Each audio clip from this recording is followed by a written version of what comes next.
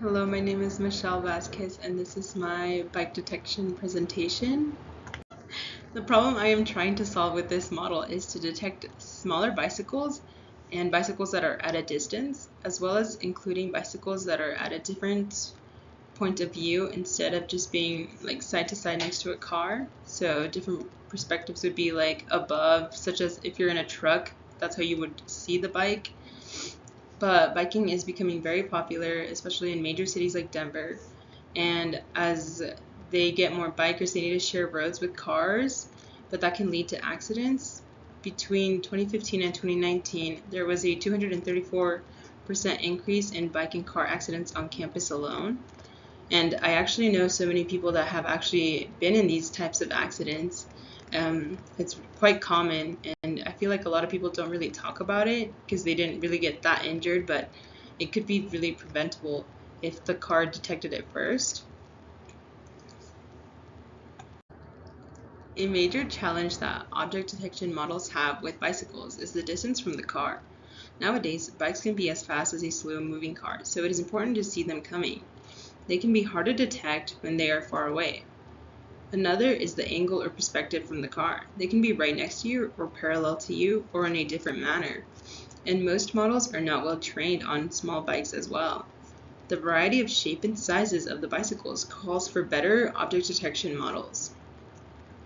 When I was doing some research, I saw that the object detection models actually struggle with those shared bikes, like the spin bikes, because they are not as well taken care of, and sometimes they look really different on the detection models. And so that's another reason that it needs to be improved. And the desired output is a bike detection model that can detect bicycles that are farther from a car and detect smaller bicycles. A technical challenge that I encountered was finding a data set that fit what I wanted and what I needed. I was trying to use a data set that was already made, but when I tested it, it did not perform well with small bikes and pictures that contained a lot of bicycles.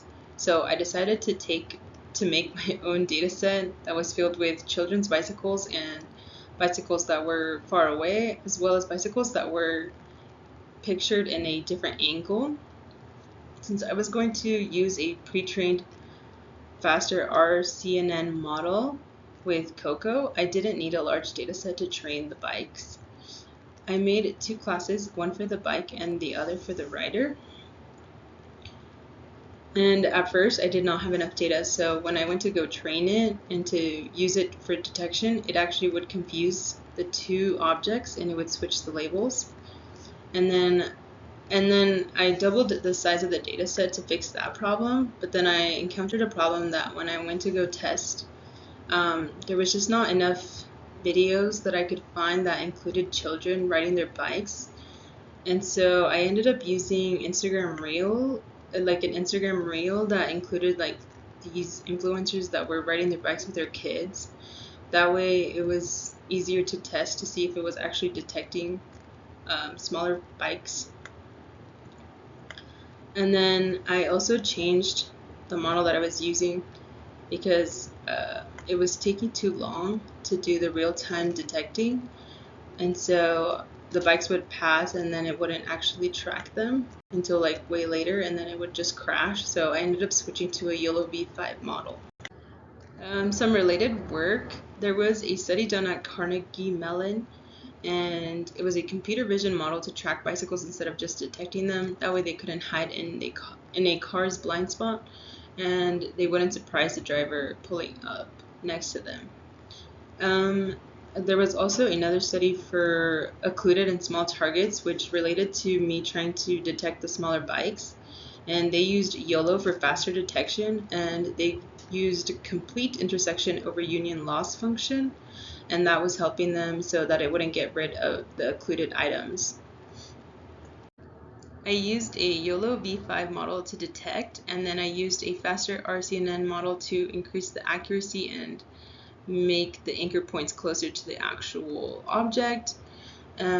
This helped since there's some overlap between the two classes in my data set. And then I tested my models with 4 images, 4 videos, and real-time training. The images would test the capabilities of its distance and small frame bike detection. And I compared it to another model that I had made with a smaller data set that I had made in the beginning. So I used the metrics precision, recall, and map 50 and map 50 to 95. And overall, I would say that on the bicycles, it was actually really decent, but precision drops at like higher recall levels around 0.818, and it actually did really well with cyclists, and at high precision and high recall it was doing really nice.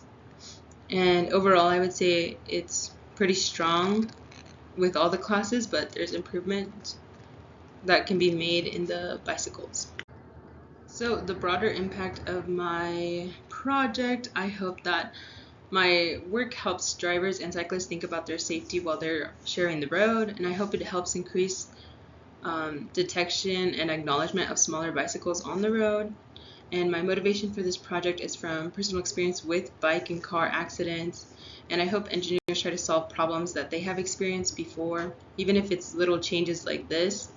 And a limitation is the time that it takes to do the real-time detection. If I continue to work on this, I would work on the real-time detection latency. Thank you so much for watching my presentation.